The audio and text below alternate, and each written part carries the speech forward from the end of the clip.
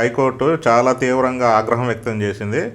అసలు ఒక ఏడాదిన్నర కాలంలో మొత్తం 63 సార్లు కోర్టు ధిక్కరణ కేసులు హైడ్రా మీద ఎదుర్కొంది. దీనికి బాధ్యులుగా హైడ్రా యొక్క అధిపతి అయినటువంటి రంగనాథ్ మీద చాలా తీవ్రమైన ఆగ్రహం వ్యక్తం చేసింది. ఒక రకంగా చెప్పాలంటే ఒక సివిల్ సర్వెంట్, ఒక ఉన్నతాధికారికి ఇంతకంటే అవమానం అసలు ఏది ఉండదు. ఆర్మీకి అప్పచెప్తాను, బ్యారాక్లో పడేస్తాము, జైలు శిక్ష వేస్తాము ఈసారి అని చెప్పేసి, అంటే చాలా డీగ్రేడెడ్ ఆస్పెక్ట్ అనమాట. ఇంకా కోర్టు ఒక సివిల్ సర్వీస్ ఉన్నతాధికారిని ఇంతకంటే అవమానంగా మాట్లాడదు అన్న రీతిలో మాట్లాడింది. దానికి కారణాలు కూడా ఉన్నాయి.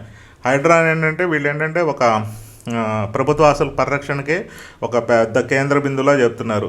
అంటే దీన్ని డెఫినేషన్ కూడా హైకోర్టు గ్రీకు పురాణాల్లో ఉన్నటువంటి హైడ్రా అంటే ఏంటంటే ఒక జలరాక్షసి, ఇది జనాల మీద దాడి చేసి జనాలు చంపేసేటటువంటిది అన్నట్టు ఉటంకిస్తూ మాట్లాడిందంటే అసలు కోర్టుకి దీని మీద ఉన్న అభిప్రాయం అనేది వెరీ వెరీ క్లియర్గా కనబడుతుంది. అంటే ఏంటంటే ఇక్కడ ఒక్కసారి కాదు ఇక్కడ జరిగింది, ఇదేమో డైరెక్ట్గా ఫస్ట్ కేసు కాదు. 63 సార్లు ధిక్కారాలంటే ఏంటి? హైకోర్టు 63 సార్లు ఒకటి చెప్పి ఆగండి మీరు, అప్పుడే చర్యలు వద్దంటే వీళ్ళు దాన్ని పక్కన పెట్టేసి వీళ్ళు చేయాలనుకుంది చేశారనమాట. అంటే ఇది ఒకసారి కాదు, 63 సార్లు జరిగిన తర్వాత హైకోర్టు అనేది ఇలాగా స్పందించింది. ముందు ఆయన అర్జెంటుగా తీసేయమని సిఎస్కి ఆదేశాలు ఇచ్చింది. అంటే ఏంటంటే ఇక్కడ ఒక విషయం గమనించాల, మన దేశంలో ఇలాంటి విషయాలు ఏది జరిగినప్పుడు కూడా ఫస్ట్ బల ఏదేంటంటే ఈ సివిల్ సర్వెంట్స్ అధికారులే. వీళ్ళు ఏంటంటే రాజకీయ నాయకుల యొక్క మెప్పు కోసం, వాళ్ళ యొక్క పదవుల కోసం, వాళ్ళ యొక్క అధికారాల కోసం, నెక్స్ట్ వాళ్ళ సేఫ్టీ కోసం ఈ రాజకీయ నాయకులు చెప్పేదాన్ని మాట తీరుగా చెప్పే ఆదేశాలని వాళ్ళు ఏంటంటే పాటిస్తూ, జనాలకి ఏం జరుగుతుంది, వీళ్ళకు కామన్ సెన్స్, వీళ్ళు ట్రైనింగు, వీళ్ళు కాన్స్టిట్యూషన్ గురించి తెలుసు, చట్టాల గురించి తెలుసు, ఏది చేయాలో తెలుసు, ఏది చేయకూడదో తెలుసు. కానీ ఇవేమీ పట్టించుకోకుండా ఏంటంటే ఒక రాజకీయ నాయకుడు, ముఖ్యమంత్రి స్థాయి నాయకుడు చెప్తే చేసేయచ్చు, మనకేం కాదు, ఆయన చూసుకుంటాడని. మరి చాలాసార్లు హిస్టరీలో చాలాసార్లు ఈవెన్ రాజశేఖర రెడ్డి గారి గురించి చూస్తే మన శ్రీలక్ష్మి గారు ఏది గనుల అక్రమ లీజు వ్యవహారంలో శ్రీలక్ష్మి గారు ఎన్ని రోజులు జైల్లో ఉన్నారు. మళ్ళీ తర్వాత నిన్నగా మొన్న ఆంధ్రప్రదేశ్లో 3 ఐపీఎస్లను సస్పెండ్ చేశారు. అంటే ఏంటంటే వీళ్ళు ఏంటంటే వాళ్ళ పరిధి ఏంటి, వాళ్ళు ఏం చేయొచ్చు, ఏం చేయకూడదు, మౌఖిక ఆదేశాల ద్వారానే వీళ్ళు ఏంటంటే డైరెక్ట్గా వెళ్ళిపోయి ఆదేశాలు పాటించటం, రాజకీయ నాయకుల యొక్క పలుకుబడి, వాళ్ళ యొక్క మాస్ లీడర్షిప్ని దృష్టిలో పెట్టుకొని వీళ్ళు ఇంకో 5 ఏళ్ళు ఉంటారు, ఇంకో 10 ఏళ్ళు ఉంటారు, ఇంకో 20 ఏళ్ళ దాకా వీళ్ళే ఉంటారు అని వీళ్ళు ఒక క్యాలిక్యులేషన్కి వచ్చేసి ఏంటంటే ఏం చేస్తున్నామనే స్పృహ కూడా మర్చిపోయి ఏంటంటే ఆయన చెప్పాడు, ఈయన చేస్తున్నాడు, ఏం కాదు అన్నట్టు ఉంటున్నారు. దీనివల్ల ఏమవుతుందంటే వాళ్ళ యొక్క కెరీర్లు అనేది మొత్తం కూడా వాషౌట్ అవుతున్నాయి. అది ఇప్పుడు రంగనాథ్ గారి పరిస్థితి కూడా అదే అవుతుంది.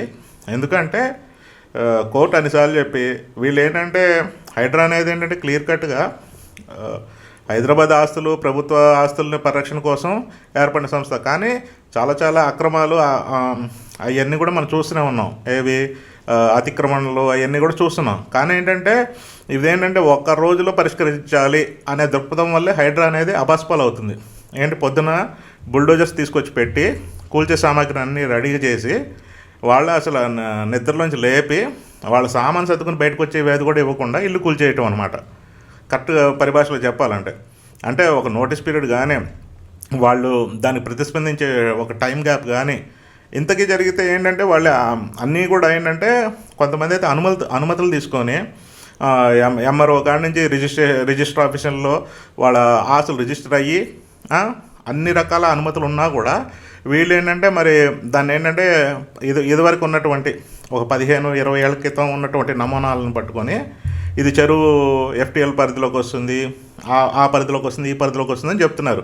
మరి ఇంతకీ మరి అది ఎఫ్టీఎల్ పరిధిలో ఉన్నట్టయితే మరి వీళ్ళకి అనుమతులు ఎలా వచ్చాయి? ఒకవేళ అనుమతులు ఇచ్చిన అధికారులకి ఏమైనా గైడ్లైన్స్ రాంగ్ ఉన్నాయా, లేకపోతే వాళ్ళు ఏమన్నా అవినీతికి పాల్పడి వీళ్ళకి ఏమన్నా ఒక రాంగ్ సర్టిఫికెట్లు ఇచ్చారా? ఒకవేళ ఇచ్చి ఉంటే మరి వాళ్ళని కూడా బాధ్యులు చేయాలి కదా. ఇంత మటుకు ఒక్క ప్రభుత్వ అధికారిని కూడా దీనికి బాధ్యతలుగా చేయాల. అంటే అనుమతులు ఇచ్చినందుకు, వాళ్ళు ఇల్లు కట్టుకుంటారు పర్మిషన్ ఇచ్చినందుకు, ఇంకా చెప్పాలంటే కరెంటు కనెక్షన్ ఇచ్చినందుకు, నల్లా కనెక్షన్ ఇచ్చినందుకు, మరి ఇవన్నీ కూడా తప్పులే కదా. ఇప్పుడు చదువుకున్న వాళ్ళు ఉన్నారు, ప్రజలు వాళ్ళు చాలామంది తినటానికి గడవని వాళ్ళు, చాలా చిన్న చిన్న ఉపాధి పనులు చేసుకునేవాళ్ళు. వాళ్ళకి ఏ రకమైన నాలెడ్జ్ ఉంటుంది? మరి అధికారులకి అంత చదువుకొని ప్రభుత్వ ఉద్యోగాలు ఉండి వాళ్ళకి గైడ్లైన్స్ అధికారాలు ఉన్నప్పుడు మరి వాళ్ళు చేసిన తప్పు అవుతుందా, వీళ్ళు చేసిన తప్ప?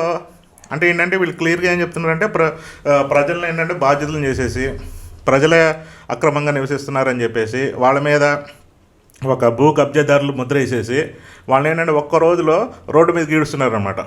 అలా చూసుకుంటే మరి రూల్ అంటే అందరికీ రూలే కదా. మరి అలా అనుకుంటే రాజకీయ నాయకులు, విద్యా సంస్థలు ఉన్నాయి, వాళ్ళైతే చెరువు మధ్యలోనే కట్టారంటున్నారు. కొంతమంది ఏమో మంచినీళ్ళు తాగే సరస్సులు ఆ చెరువుల పక్కన ఫామ్ హౌస్లు పెట్టుకున్నారు రాజకీయ నాయకులు. వాళ్ళు ఎవరు ఎంతమటికి టచ్ అవ్వాలి. అంటే హైడ్రా అనేది ఏంటంటే వెరీ సెలెక్టివ్గా వెళ్తుంది. దాన్ని కోర్టు అనేది తప్పు పట్టిందనమాట. ఎందుకంటే మీకు నచ్చినట్టు చేస్తున్నారు. అదేంటంటే మిమ్మల్ని ఏది మిమ్మల్ని ఒక అటానమస్ బాడీగా మిమ్మల్ని మీరే ధృవీకరించుకున్నారు. మీకు కాన్స్టిట్యూషనాలిటీ లేదు, స్టాట్యుటరీ స్టేటస్ కూడా లేదు. ఓన్లీ ఒక గవర్నమెంట్ ఆర్డర్ ద్వారా ఏర్పడిన సంస్థ హైడ్రా. అన్ని పవర్లు ఇచ్చేసి ఇంకా డైరెక్ట్గా వాళ్ళు ఏదనుకుంటే అది చేద్దాం అన్నట్టు తయారయ్యి జనాల యొక్క ఉసురు తీస్తున్నారు అన్నమాట. ఇది ఇండైరెక్ట్గా హైదరాబాద్కి ఇప్పుడు రియల్ ఎస్టేట్ డౌన్ అవటానికి కానీ, ఇంకా ప్రతిపక్షాలు అన్నట్టు ఏంటంటే హైడ్రా అనేది వసూళ్లకు పాల్పడుతుంది.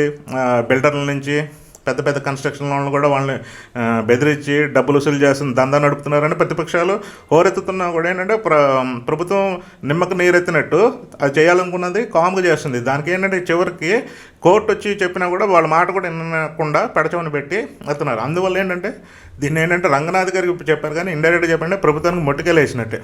మరి ప్రభుత్వం దీనికి ఏ రకంగా కౌంటర్ ఫైల్ చేస్తుంది అనేది వేచి చూడాలి.